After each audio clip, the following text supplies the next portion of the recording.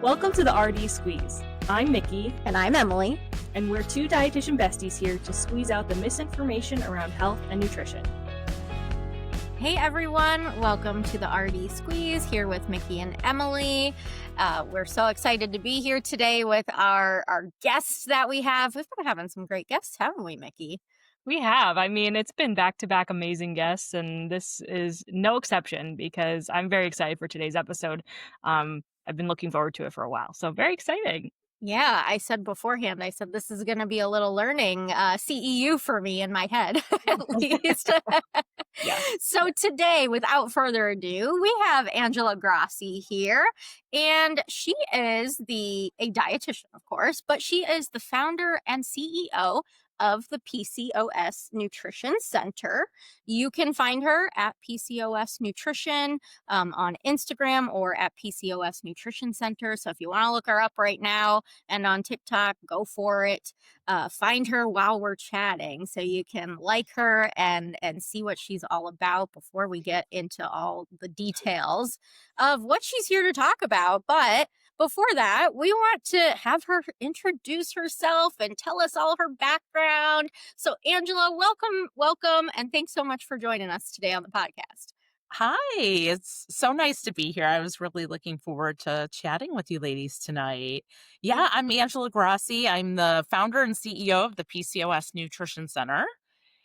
So I specialize in Polycystic Ovary Syndrome, that's PCOS. And it's a nutrition hub for PCOS for them to learn more about the condition, some tools to help manage it, hopefully empowering tools. And there's a lot of resources there that I offer. So for both dietitians and for people that have PCOS. Yeah, and I know we'll dive a little bit deeper at the end, like into what you can offer beyond what you've just shared from your PCOS center. But I know Angela, I met you last year at our annual Pennsylvania Academy of Nutrition and Dietetics meeting. Again, all of our listeners, come on, you know the acronyms now, PAND. So I met Angela there, and we have a lot of similarities, Angela. We're both from Michigan, and we both love our Detroit team. So go Lions. Both now, yeah, from Michigan, living in Pennsylvania. Mm-hmm. Yeah. And Mickey, how do you know Angela? Well, we met, I think, at Pand Amy as well, I believe. And I think too, we have this in common, but I didn't know this until we were talking offline, but we both worked on the Weight Inclusive Toolkit initiative that is being put out. So, you did the whole PCOS chapter on that, if I'm not mistaken, if I remember that correctly. So yeah, that's we exciting. were in a committee together to put this Weight Inclusive Toolkit together. So yeah, it's so cool how we both have crossed. I've crossed with both of you. Yeah, and I'm sure we'll definitely see more of you, and I'm hoping to see more of you in the upcoming events. I'm sure there will be more Pand events and all those fun things. But yeah, it's just it's so funny how there's all these little crossovers. I always joke that the dietetics community is very, very small, and it's just funny how the community is so small and you can just get to know someone. It's like 6 degrees of Kevin Bacon. It's just Yes. oh, you know this person, I know this person, and you're oh, I worked with this person, oh, I taught this person. It's just so funny. So that's what makes this profession so great. So yeah, I'm very excited to have you, and I know I have burning questions about PCOS as well. So this is also going to be kind of a learning episode for me as well. I'm very excited. Yeah, well, I'm happy to answer anything. Open book. Yeah. So Angela, tell us your background. Where did you start? What got you into nutrition? And what schools did you go to? And anything else you want to share about that? Yeah, so I did my undergraduate at Michigan State University in East Lansing. And I kind of fell into dietetics. I really started pre-med, and after my first semester of organic chemistry, I'm like, nope. Not for me. I want to get out of college as soon as possible. And by then I was looking into nursing, and Michigan State at the time had a very selective nursing school. They only took a small amount of students. So I was denied entry into the nursing school. So then I was like, what else could I do? And then I was learning more about dietetics, and I already had a lot of the same credits that you needed the prereqs for nursing. So I kind of went into dietetics and I just trusted my gut path. And I'm so glad I did because I had some great experiences there. My senior year, I was a health advocate on campus and I got to go into dorms and sororities with the dietitian on campus. And we would talk about like eating disorders awareness, body image, nutrition, everything. So it was a great experience. And it was at Michigan State, I was exposed to a talk on health at every size by John Robeson and just opened my eyes. I'd never heard of the concept. And I'm like, what do you mean? Like, you can be in a bigger body and you don't have to lose weight? Like, this was mind blowing to me. Because I always grew up in a bigger body, not knowing I had PCOS, and was always told I was too big and I needed to lose weight. So this was just, so refreshing to hear. And really, I wanted to continue work in body image and eating disorders and health at every size. And I went on and got my master's at Northern Illinois University and did a combined master's internship. And the professor I worked with actually had a grad assistantship with Ellen Parham, and she did a ton of work with health at every size. She was a big pioneer in this space. So I got a lot of experience, pulling up research papers and editing. And, you know, from there, I was actually had a opportunity as my grad assistantship, which is really rare on a college, for grad school. I was the nutritionist in the health center. Oh, that's really cool. Yeah, Yeah, and I was I like, think that sounds like something that was, like, just evolving in colleges.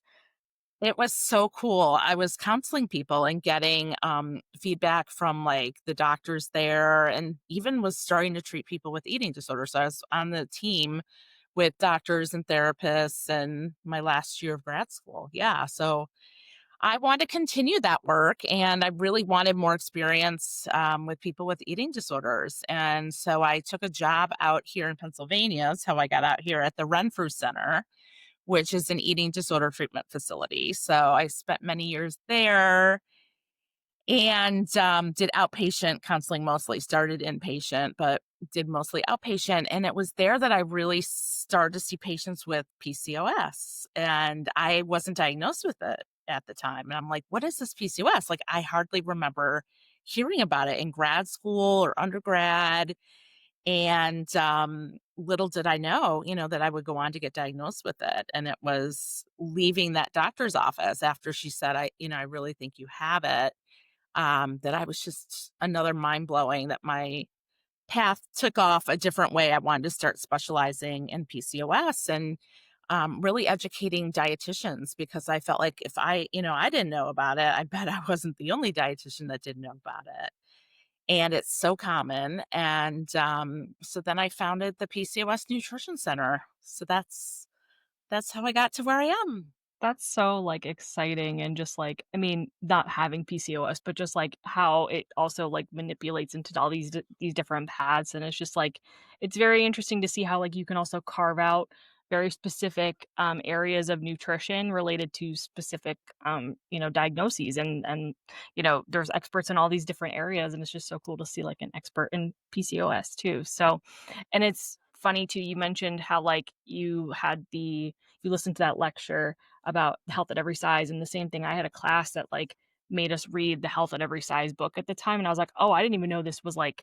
a thing." Like, I had no idea. It was just so transformative and how, like, the science kind of lined up as to, like, you know, because 'cause I'm also in a bigger body, so, like, I was always like, "Oh, like, what's the secret? Like, what's the secret behind dietetics? They have to know, right?" Like, that's not why I got into dietetics, but that was, like, like, at the time, an enticing aspect of it. But now after that class, I was like, "Oh my gosh, this makes sense." Like, you don't have to have this this specific ideal body weight, and all the science behind it was just so intriguing. So I just I empathize with that with you and like that journey and like discovering that. So that's really cool. Yeah. Yeah. Yeah. Um so I mean, with PCOS, I think a lot of people have heard of it or there's misconceptions about it. So do you want to tell us and our audience what exactly is PCOS? Yeah. So PCOS is really an endocrine disorder. It affects hormones, right? So when we think of endocrine, we're thinking of hormones, but specifically overlap of metabolic hormones, like we're talking about insulin, and also an overlap with reproductive hormones. So it does affect the reproductive system because we see higher levels of testosterone, which is a sex hormone. And all women have testosterone, just like all men have estrogen. It's just in PCOS, the body's just primed to start pumping out more and more testosterone, more than females typically need. And then that causes some symptoms like acne and hair loss and extra hair growth. So you have this intersection of metabolic hormones and reproductive hormones, but overall it is a condition of androgen or testosterone excess with this underlying insulin resistance too. So they're still not sure exactly what causes it. It's definitely genetic. Um, Usually it runs in families. So mothers and sisters tend to have it, grandmothers. I can trace it back as far as my great grandmother, who grew up in Sicily and was in a body like mine and had a bald spot in her head. I remember my mom talking about it, how she didn't want to get older because she didn't want to have a bald spot like her grandmother did. And so yeah, there's so much we still don't know about PCOS, but it affects they're saying around 1 in 8 women of, they say reproductive age, but Wow. we do know that PCOS isn't just around, the ages of having children, it actually extends throughout the lifespan. There's effects of being exposed to the high testosterone and high insulin, so now we know that PCOS is lifelong. Yeah. So you kind of mentioned some of the signs and symptoms, and I mean, you just kind of like illustrated to us like how it could be different, and it is like a genetic condition, but it can manifest in different ways in different people, right? So some people might have certain signs and symptoms, and then some people might not have those key signs and symptoms. So can you talk about that a little bit? Yeah, I'm glad you mentioned that. PCOS really is a spectrum and it's a condition of exclusion. So we like to rule out other causes of, let's say, what's causing weight gain. Or a big hallmark sign of PCOS is irregular periods. For me, I didn't have irregular periods. I always had my period every month. So that was one of the reasons PCOS was overlooked in me. And everybody has different symptoms and different severity of symptoms. So it's really looking at both the physical symptoms to diagnose PCOS, but also the labs. So seeing if they do have high testosterone, tend to have higher levels of luteinizing hormone. They can do an ultrasound and look at the ovaries, and some people will have that. They call it polycystic appearing ovaries. And what else is really crazy about PCOS is that they're not cysts. Really? So what are they? They are teeny tiny follicles, Okay. fluid like sacs Okay. that surround the ovary. So what they are, they're immature eggs that never fully grew or matured and got released to be fertilized. Oh, that's Okay. So very they interesting. just hang out on your ovaries and they don't really cause any problems. They're the result of the hormone imbalance. So I guess this is kind of one of my personal questions. I don't know if I'm jumping ahead a little bit, but like for a lot of people, I think the misconception is you have to have those cysts on your ovaries, but you were kind of alluding that you don't necessarily have to have those cysts, which we now know are not cysts. So I guess the diagnostic criteria can differentiate, I guess. Is that Yeah, yeah. And right now it's an agreed upon criteria. And it basically says that to meet a PCOS diagnosis, you have to have at least two of the following three. And the first would be irregular or absent menstrual periods. And this is because of the whole hormonal imbalance. The whole period cycle gets disrupted. And PCOS is the main cause of ovulatory and anovulatory infertility in the US. So, that is the main, like, hallmark. That's one of the signs and symptoms to look at is irregular or absent periods. And then the second would be signs of high testosterone, so the acne or the extra hair growth or hair loss. And we tend to see the hair growth in a central body pattern. So, like the lip area, chin, between the breasts, belly button area, groin area, the central body part is where, if it's coarser hair, that can be a sign of high testosterone. And then we look at the labs to see if somebody has high testosterone. And then they can do an ultrasound. They can look to see if they have these follicles. And some people do, some people don't. They don't recommend an ultrasound for adolescents because it's really mean, especially if a teen hasn't, had sexual intercourse. And to put a transvaginal probe to look at, her ovaries is really mean. So now they actually will look at something called AMH, anti-Mullerian hormone. They can do that instead of an ultrasound because we're finding AMH levels are really high in people with PCOS. That's so interesting. So my question then is, because I've had a couple patients like this who I'm trying to help promote their ability to tell, maybe it's endocrinology, maybe it's their primary care provider. How can we tell patients or help patients get the labs they need to show this? So like testosterone. An endocrinologist, I just had a patient who they're like, they turned their blind eye to it. And the resident kind of was nodding their head, but the doctor, the endocrinologist was kind of like, nope, you don't need it. So how do we help them get those labs? Because as a dietitian, Yeah. most of the time where I work, I could potentially order it, but most of the time as a dietitian, you can't order it. Yeah, Emily, you bring up a really important part that is very frustrating because PCOS is like this orphan condition. Like nobody wants to take responsibility for it. Endocrine doesn't necessarily want to deal with it. Reproductive doesn't want to deal with it. But it's really finding a specialist that knows what they're doing, that knows PCOS, someone that you can count on, that you're familiar with. I tend to prefer more so to reproductive endocrinologists. These are the fertility doctors. They, have both backgrounds. They should be able to run the sex hormone labs. They can run insulin. They usually have the ultrasound machines in their offices so they can look at the ovaries. But it could be like for me, the doctor that diagnosed me was a woman's health specialist in Philadelphia that just specialized in PCOS, just knew what she was doing and saw so many women with this that she was the go-to. I've had patients, this is crazy, but it just shows you how we don't have a profession that really manages this right. But a patient who said she was diagnosed by her podiatrist. Now, how does Wow. someone get diagnosed by a That's wild. podiatrist with PCOS? By the foot doctor. A foot doctor, because his daughter had PCOS and he knew all about it. Well, it's kind of funny that you say that, and I'm not self-diagnosing myself, but I have a pretty good inclination that I have PCOS, but I've never been officially diagnosed.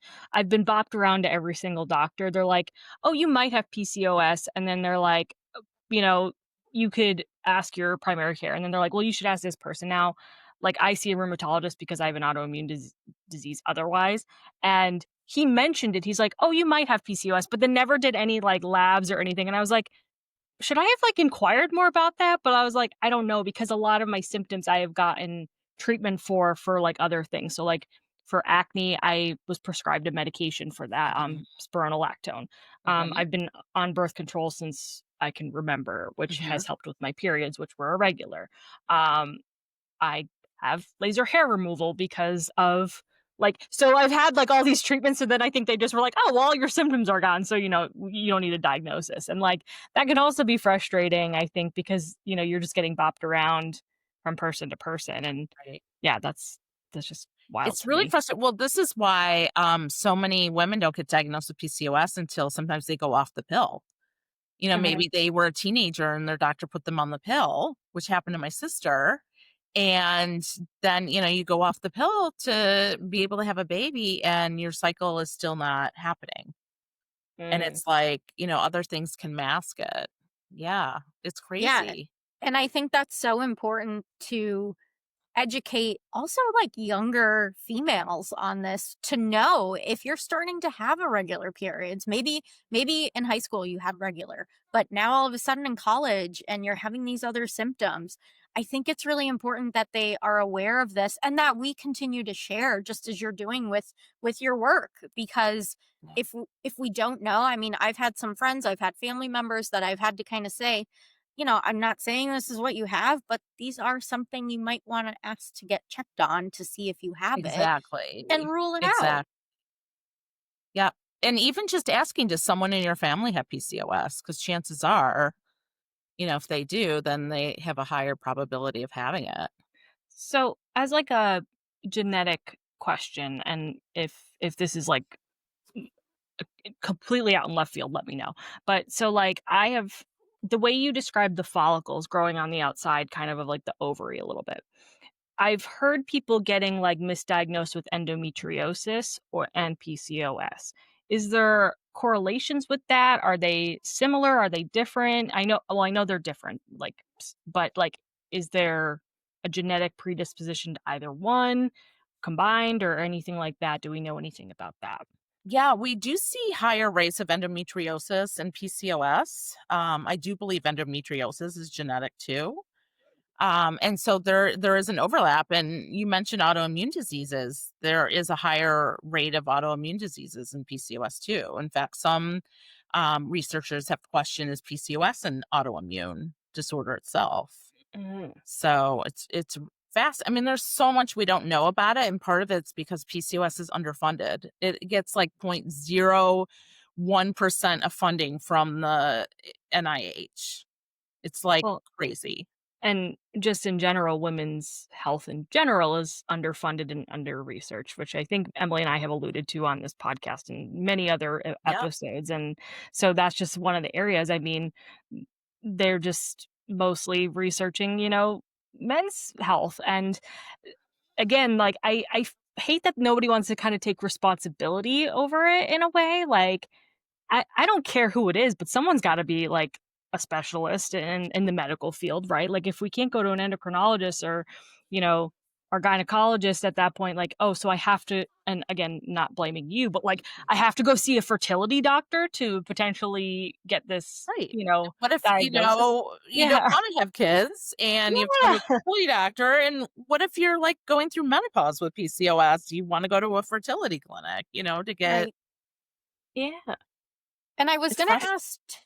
I was gonna ask too, what, like, was there a time that PCOS kind of chimed in? Like, was it in the 90s, 60s? When did we start like hearing and learning more about it?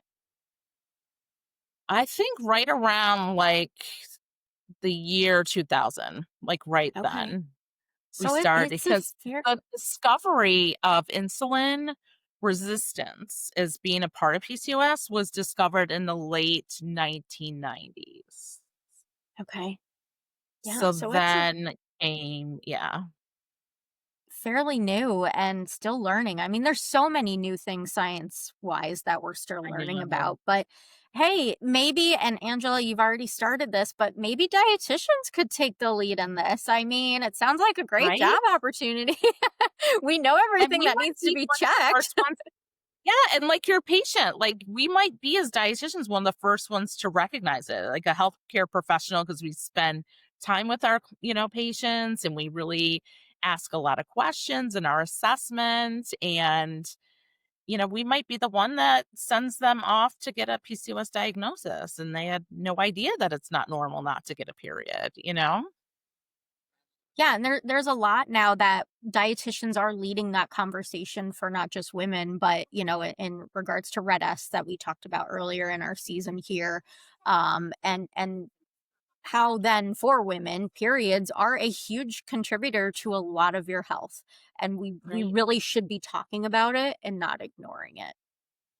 Totally, totally. And you know what else they're thinking of doing is changing the name of PCOS. What is it going to be changed to? You hear about No. that? No, No. go on and share. So, well, PCOS was originally called Stein-Leventhal syndrome. by the two doctors that discovered it, or, coined the term. And then it became polycystic ovary syndrome, which it's been since I think the 1930s. And there's a lot of researchers, mostly I'm on the board of, well, not the board, but I'm part of the Androgen Excess and PCOS Society, which does like a lot of research. A lot of the PCOS research doctors are there. And a lot of doctors say they want to change the name of it to get more funding. Maybe it'll help if the ovary is taken out of there. which That is maybe it'll lead silly. to more funding. But Yeah. I'm also part on the board of PCOS Challenge, like the PCOS Association and the nonprofit. And we've done so much work for advocacy for PCOS, for people to hear about it. And I feel like people are starting to hear about it more, that if they change the name, it's just going to cause even more confusion and chaos with this already chaotic syndrome, right? But there's a big push by, these researchers, especially out of Australia, to try and change the name of PCOS to something that doesn't involve the word ovary. And there was a big survey they sent out. I think they got like, I don't know, like, I think it was like 100,000 responses. They sent all over the world. They've been sending it this whole year, of, different names. What do you think of this name? What do you think of this name? And I think the majority want to keep the acronym. That would be the most sensible, to not add more confusion, but maybe update, what the acronym means. Yeah, because I was thinking, even the cystic part, then I mean, people just think that they're cysts, and as you mentioned, they're fluid-filled follicles. So Right. they're that's also kind of confusing. And obviously, medical terms have changed and things like that. And maybe we thought they were cysts, and they're not. And but it would be interesting to see how they kind of adapt to that, because I do think that would be helpful in some ways to kind of get rid of some of that misconception, because I think most people think you have to have cysts on your ovaries, and that's like the biggest Right. thing, and you don't necessarily have to Yeah. have that. Yeah. Um, I wanted to circle back. This is out of my own curiosity. You talked a little bit about the AMH hormone. Can you talk a little bit about that a little bit more? Yeah. Anti-malaria hormone is a hormone that kind of measures follicle count. So usually in PCOS, there's a lot of follicles. That's not the problem with people getting pregnant. It's just that the hormone imbalance causes those follicles to be immature and poor quality. So Hmm. if anything, we see more follicles in PCOS, but again, they're not good quality. So when we measure AMH, we're looking at follicle count, and sometimes it's used as like a marker of fertility. Like, someone of, in their late 30s might want to ask like what their AMH is, just to see what their follicle count has been. Or yeah, but we see it higher in PCOS. That's very interesting. Go ahead, Mickey. Oh, no, I was just gonna say, no, I appreciate you clarifying that, because, I mean, I don't know, I have to look on how it's spelled, because this is the first time ever hearing of that hormone as well. So, again, this is very much new information. I don't know about you, Emily, but I never heard of that before. I've heard of it, but So very, very top level. That's it. Thrown around. yeah, like, and obviously I don't work in like the clinical setting, so I don't see a ton of that come come through. So I have to do more research on it, I guess. But the way it's sounding, it like to me it sounded like malaria, like, and I was like, oh gosh, are people going to think like it's related to malaria or something? So I was just like, No, can just, you also it makes clarify you that? wonder Like, how they get these names, right? Like, right, exactly. hormone that. Yeah, that was just like a little thing out in my head. I was like, I'm sure it has nothing to do with malaria, but I would just like to maybe clarify for the audience, like Yeah, what that is. it's about follicles. Nice. Okay. Um, so with that said, I think we talked a little bit about like the diagnostic criteria and everything. So I think the next step would be like in terms of treatment, what's like the best way to be treated? Is it just symptom related treatment? And then also, I mean, you treated at the nutrition level, so we can, dive really heavily into the nutrition aspect as well. Yeah, yeah. So, across the board, the primary treatment approach is lifestyle. So there's a big role for dietitians here in treating PCOS. So we know that how you eat, how you move your body, the sleep. We see higher rates of sleep apnea and sleep problems in PCOS. And treatment is really dependent on the person's goals. Like if they want to get pregnant, we might focus on improving their egg quality and their ovulation. And what's fascinating is vitamin D. Vitamin D is a hormone and it's also a vitamin, but it plays a big role in ovulation. And we're finding that people who are deficient in vitamin D have like a lack of, could have a lack of ovulation. So definitely, checking vitamin D levels, helping them get in more foods with vitamin D or taking vitamin D supplementation. And not to forget that vitamin D is fat soluble. So they have to take it with a food, that has some fat in it. I can't tell you how many patients were like, well, I take vitamin D. And then you ask them, well, when are you taking it? And it's not with, a food that has fat in it. So it's like, okay, this could be part of it. And then what's been exploding in this PCOS space is dietary supplements. And because people are frustrated with taking, like you were given spironolactone, Mickey, and that is a treatment for lowering testosterone.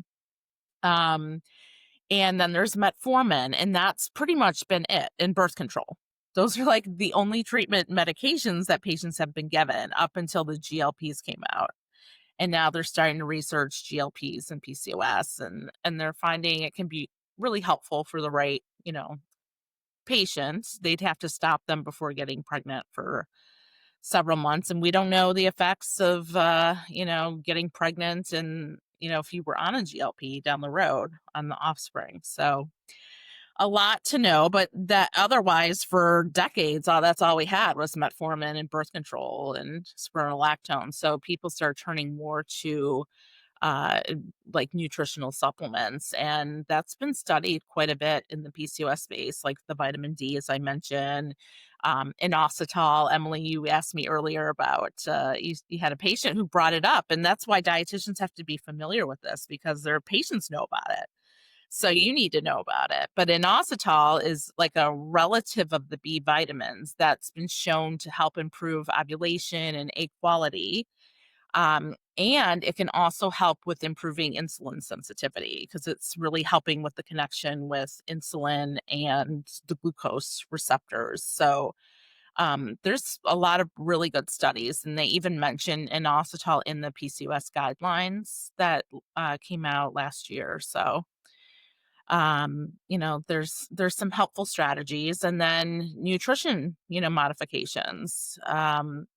A problem with PCOS that a lot of people face, and I was one of them, is just craving sweets all the time or carbohydrate foods. And that is a lot driven by insulin. High insulin is an appetite stimulant. So it makes you crave these foods. And you want them. And if you don't, balance it enough with some protein or fiber or some fats, you're going to have the roller coaster all day long of craving. You eat something, you crash again, you crave it, and you crash again. So kind of the balanced plate model can be helpful for some people, getting in enough fat, getting enough protein. The fiber can be really helpful too, especially for improving gut health. Because there could be, some issues with gut health, and there's a link with gut health and higher testosterone, like a lack of diversity of gut bacteria and high testosterone. So there's a Wow. lot of work to be done in PCOS. And then if you have a patient that's in menopause and has had PCOS her whole life, and maybe she's pre-diabetic or she's high cholesterol or starting to see some signs of fatty liver, there's things that nutrition modifications can be done for that. That's really, really interesting, about just, like, first in inositol, I've been hearing a lot about that, and, um, I don't know, I think that's really interesting how, like, that could potentially be very helpful. I know we mentioned the GLP-1s, like, there's just so much information coming out, and it just stinks that there's not enough research. Like you said, there's so much work to be done, and Yeah, it's wild. I can't it believe that. is. It really is. Yeah. Um, Sorry, Em, I think I saw you on mute, but I didn't know if you. No, you're fine. You're fine. No, I think it kind of comes down to basic nutrition in some way, we'll say, with the balance, making sure you're getting the fats, the proteins. But yeah, I do hear, and I think that's a big thing we hear a lot of menopausal women say is, I've got the carb cravings, and they're pre-diabetes. And, we want to not avoid carbs, but choose the right types, the complex Hmm. carbohydrates. And I think that kind of then ties into the gut health. Like everything ties in together, I think, nutrition wise, that we all know and are aware of. Yes. Yes. And what's really important, I think, for dietitians that patients need is two things. I think they really need to be validated that, the dietitian's really hearing them and believes them because they've been to so many healthcare providers, chances are. And if they're in a bigger body, maybe they were just dismissed. Like, you're not exercising hard enough, you're not watching what you're eating, you have to lose weight. They're told this all the time. And then if we're talking about if you're working with a patient, what they really appreciate, I find, is education about PCOS, like what it is, what's causing it, why they have these symptoms. These are all really important. Yeah, those are two really big points. And again, where dietitians really need to learn about this if you're working with the female population, because we need to then educate and help them understand. And then maybe Yeah.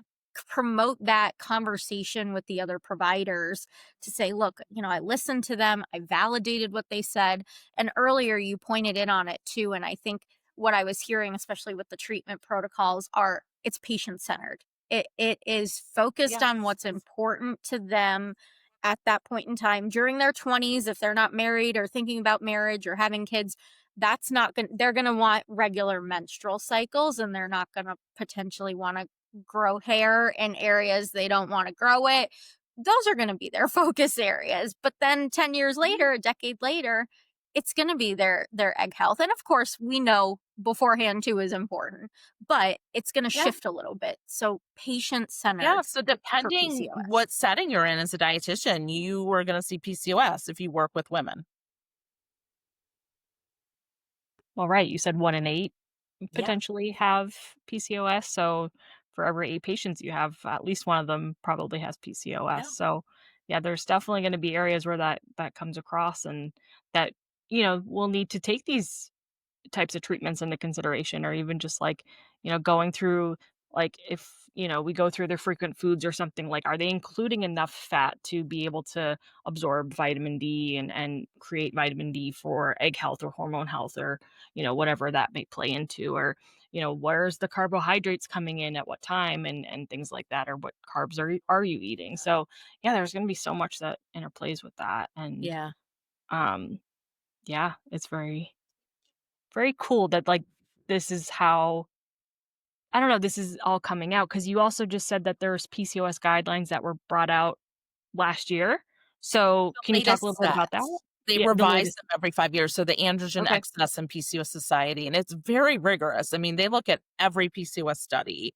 I mean, obviously, the best ones they're looking at, like the randomized controlled trials, double blind, but they sift through all the research to come up with, based on this level of evidence, this is the recommendation.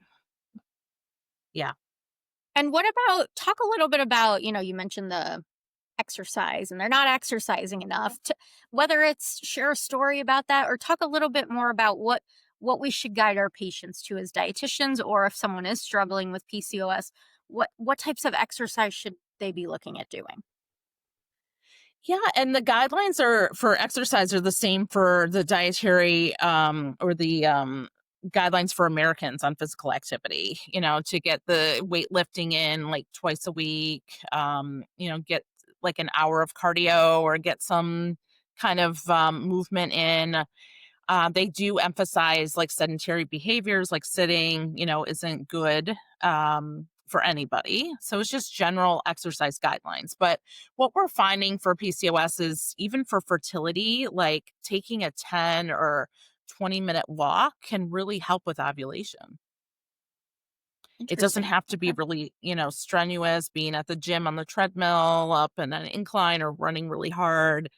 And a lot of clients I find like to lift weights and they feel strong. And What's interesting with PCOS is when you have higher testosterone, you can build muscle mass, perhaps a little bit easier or quicker. So you tend to have more muscle mass. So you do feel stronger. And that's one benefit of having PCOS, that and to be able to survive a famine, because you can survive on usually metabolism is a little bit slower in PCOS, and the people weren't dying so much in childbirth back in the, way back in the hunter and gatherer years because of PCOS. So it was a biological advantage to withstand famines. But now, we're living in different times. Yeah, but exercise and I find that a lot of clients also have different views on exercise and may not like it because they've been told they have to exercise to lose weight, or, they punish their body through exercise. We do see, like I mentioned, eating disorders are really common in PCOS. So, really screening for that and helping clients to find activities that maybe they enjoy that doesn't even seem like, quote unquote exercise. Well, I even think, and please correct me if I'm wrong. I think I remember an article coming out about like the really high stress, like high intensity interval training, like workouts. They actually like made women with PCOS kind of actually hold on to weight a little bit more because it increased like a lot of their stress hormones as well. And but I have I heard don't, that, and I have yeah. looked at some studies, but there's also, plenty of studies that show that high intensity exercise can be beneficial. So I think they just still recommend whatever. But the thing about PCOS is there are so many PCOS influencers now that promote crazy stuff. Like even dietitians are promoting gluten-free, dairy-free diets, Yeah. wacky stuff. Only eat one piece of fruit a day, the keto, the slow exercise they're called, of not getting the heart rate up too high. Yeah. And there's a lot of misinformation out there. It's really, really frustrating. Well, and what's hard as a dietitian is, again, going back to that balance plate, my plate. We know the benefits of whole fruits, whole vegetables. It's giving you fiber. It's putting that good gut microbiome together, which helps with so many other things and now helps potentially with the PCOS. Why are we restricting? Why are we saying only one a day? Because of insulin resistance? No, we know that that's not going to cause any change in blood sugar unless you have too large of a portion or too much throughout the day. But most Americans don't get enough throughout the day. Right. Fruits and vegetables, they have antioxidants, which can help lower inflammation, can help with gut health, so many benefits. So, part of our job as dietitians when we're working with clients with PCOS is to disseminate and to educate on, what's fact, what's fiction. Because you'll have clients say, "What? I can eat like first, I can eat carbs, I can eat fruit, I can eat gluten, like dairy." Yeah. They're exposed to so much, so much. Yeah, there's always that like misinformation coming out about something, or they'll pick on one thing and then the other thing is fine. And yeah, it could be very frustrating too. But I also was thinking, so I guess from a weight inclusive standpoint, um, what would you say would be the best way to approach that? For someone who maybe has PCOS, like how do we incorporate weight inclusive care, or like not weight based, information? And like I said, maybe someone's not necessarily trying to lose weight. They just want to get their symptoms under control Mhm, or something. Or, mhm. um, because I was thinking like for me, like movement could mean something different than movement for somebody else. And I just think if it's something you enjoy, you're more likely going to stick to it. And some type of movement is better than no movement at all. And Emily and I did a whole episode on like intuitive eating and stuff, which I know that is also kind of integrated into weight inclusive care at times. So I don't know, what thoughts do you have on that? Yeah. And I do take a weight inclusive approach with my clients. I don't weigh them. I, don't ask about their weight. We don't, check in about that. They'll know if they've lost weight. It's just about, treating the symptoms. How can they feel better? We look at labs. Labs can be really motivating. Here's your before labs. Here are the changes we've made. Even though you might not see like a big difference from day to day, look at your A1C. You had a 5.7 right on the edge of having prediabetes, and now you're down to 5.4. Like, it's going in the right direction. Your cholesterol's come down. You're not, fatty liver is totally reversible with lifestyle changes. You have more energy. You don't have these cravings constantly all day long. These are non-scale victories that I see. I love that term, the non-scale victories. And I think that's so important too. And it focuses on the patient, the client again. It's not the scale. It's not telling you a number and what you are.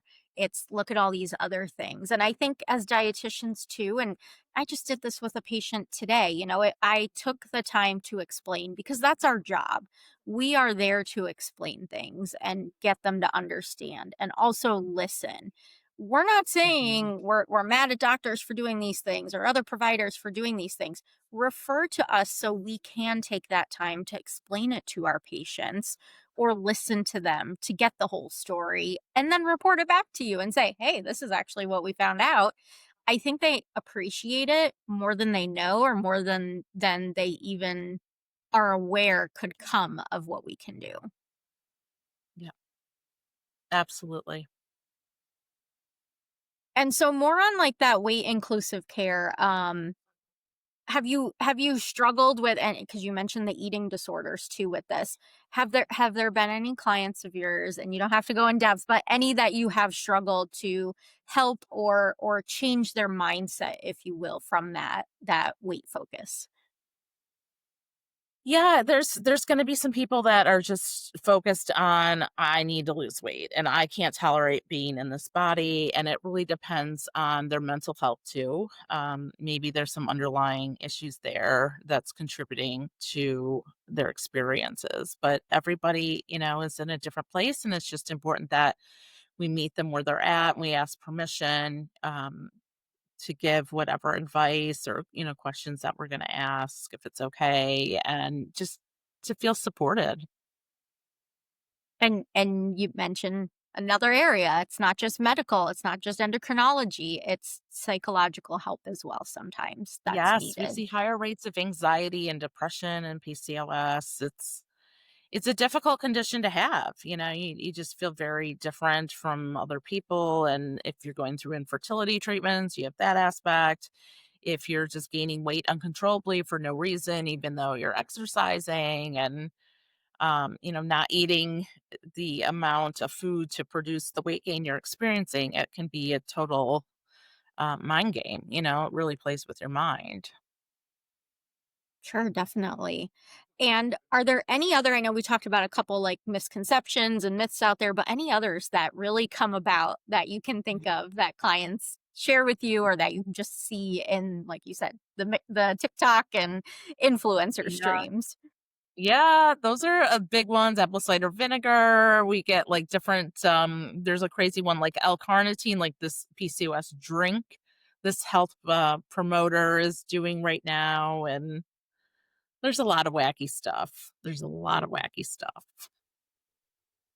I think too, I mean, the biggest thing that I have ever heard about PCOS is like that you're infertile, like you'll never be able to have kids, and that is definitely not always the case, Right. correct? The overwhelmingly majority of patients with PCOS are able to have children. It might take a little bit more time or, make some more modifications than the average woman, but the most people are able to have children. Yeah, I hate when like a teen goes to the doctor and gets diagnosed with PCOS and they're like, "Well, you probably won't be able to have children," or or they interpret it that way. You might have a harder time. Well, I can't have kids, and then what does that mean with my partner and my future? And yeah, Yeah, it's and that's a scary. big burden to put on somebody that's in, like, their teens for sure, like, Yeah, "Oh, by the way, you might have a stronger, like, chance of not having kids," or something, like, yeah, that's not the best way to phrase right, that, I guess, but, right. yeah, Ugh, like, that's a lot to put on a teen who's like, "I just wanna go to prom," like, I don't know, like yeah, get rid of this acne. That's it. Yeah, yeah, exactly, like, um, I think the other, like, misconception that I think just in general, because we mentioned, like, being in a larger body, that just because you're in a larger body, it doesn't necessarily mean that you can't still be healthy and still be in a larger body, right? Like if Absolutely. You those can have non-scale Yeah, normal labs, you can feel better, it doesn't matter what you weigh. It's more about how you feel and, your mental health outlook and how you're taking care of your body, getting enough sleep, that's really important. Yeah, all of that. Awesome. Well, I think we've kind of covered pretty much everything that we wanted to, and Angela, but I guess what's like the big takeaway that you could probably offer to our listeners who are dietitian students and then just the general public who have no nutrition knowledge at all?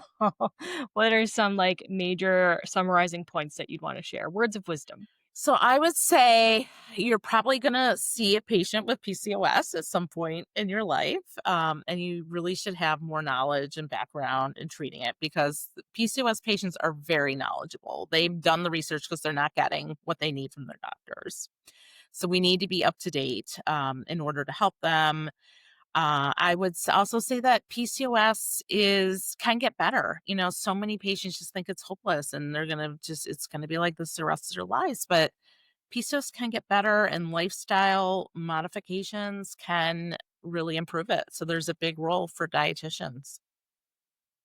And why don't you share a little bit more about the PCOS Nutrition Center for us? What can you find on there? What can everyone, so whether it's a dietitian or whether it's just someone who has PCOS or maybe another provider, what can they find on your center? Yeah. So chances are, if you're wondering about something about PCOS, whether it's inositol or vitamin D or gluten, I have a search engine in the PCOS Nutrition Center that you can search it, and there's going to be an article that comes up. We do have supplements at the PCOS Nutrition Center. We do a lot of education for dietitians. I have a course for dietitians. It's 25 credits now.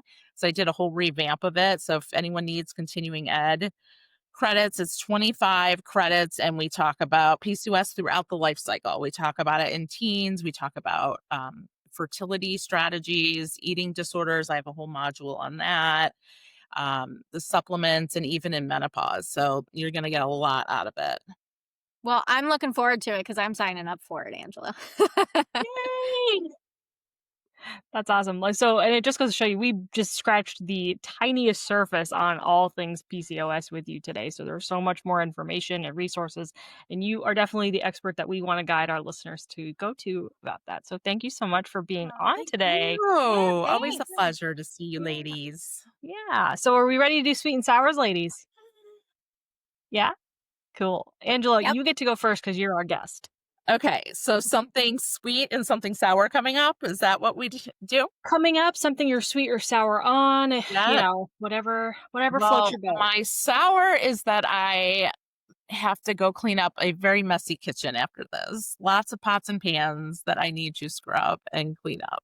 Did you So have a that good dinner at Yeah, least? I was gonna I say, had what'd you dinner make? right before I got on with you guys. I made a yummy tempeh, like stir fry dinner, but it involved multiple pans. So I have to clean those. So that's my sour, but my sweet is that we're going to the beach this weekend, my husband and I. And so I haven't been all summer they call it the Jersey Shore here, go down the shore.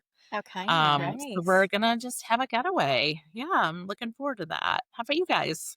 That That's sounds fun. great. Emily, do you want me to go first or would you like to go first? It doesn't matter. You go first. Go ahead. Okay. I'm like Angela and I'll start with my sour and then I'll end on my sweet because I'm a sweet tooth girly. So my sour is right now I'm going to do a cop out one.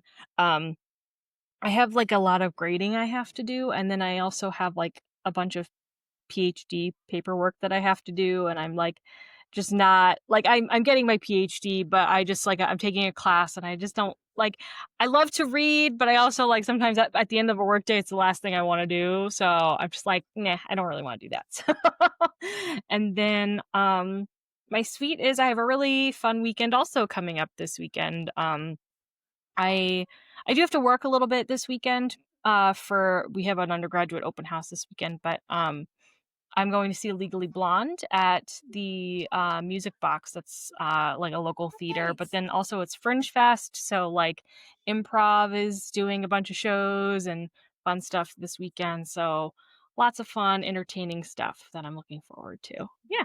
Yay. Oh, and I That have a sounds comedy show on fun. Thursday. I forgot about that too. Stand-up comedy. Yeah. Look at that. So, Look at yeah, that. yeah. Yeah. Thing. That's Busy that what I'm girl. performing in. So I don't know what I'm yeah. Nice. Well, But sounds yeah, fun. busy. Sounds fun and Yeah. funny. Yes, yes, yes. Go ahead, Em. All right. I will start with my sour as well. So my sour is we had a garage sale a couple months ago. We didn't do too hot. My husband did great on his golf stuff, but I didn't do too hot. I was trying to get some wedding stuff sold. One person looked at it, they were interested, and then they left and didn't come back. So my mom has a garage sale next week, and so that's what I'm going to be doing again is bringing all that stuff over to her house to try and sell it all because her neighborhood is much bigger than mine and she might get some hits on it. So looking forward to hopefully selling that stuff. But again, it's a garage sale. I don't really want to spend my whole day doing that on a nice weekend, hopefully. And then my sweet. So since Angela didn't use it, I'm going to use it. So after we get done recording here, I'm not going to put a date and time to it, but our Detroit Lions are playing Monday Night Football. So I know for sure I'm going to be going downstairs and turning on that game and watching it and cheering for my Lions to hopefully win, get another W for the season. Because I know our first loss was not the greatest, but that's okay. Let's lose the first one and then let's have a strong season after that. So Gotta root for the Lions. There you go. Awesome. Well, thank you so much again, Angela. This has been a really great conversation. We just appreciate sharing all of your knowledge with us and our audience. And we'll definitely have to have you back on at some point, all the more information and just, can't wait to see you at other dietitian-y type events and things like I that. know, And then I'll miss you guys. I know. And thank you so much for having me. you're we're very glad to have welcome. you. Yes. And you guys all know the drill. If you're in the mood for a boost of juice, check out freshly squeezed episodes on Sundays of the RD Squeeze with myself and Emily. We'll see you next time. Have a great night, day, afternoon, wherever you're at. Bye, everyone. Bye. Be sure to follow us on Spotify, YouTube, and Instagram. We will always take topics you want to hear about, so message us for any topics you want to see covered on the RD Squeeze. Don't forget, it's Dietitian with a T. We'll see you next time on the RD Squeeze.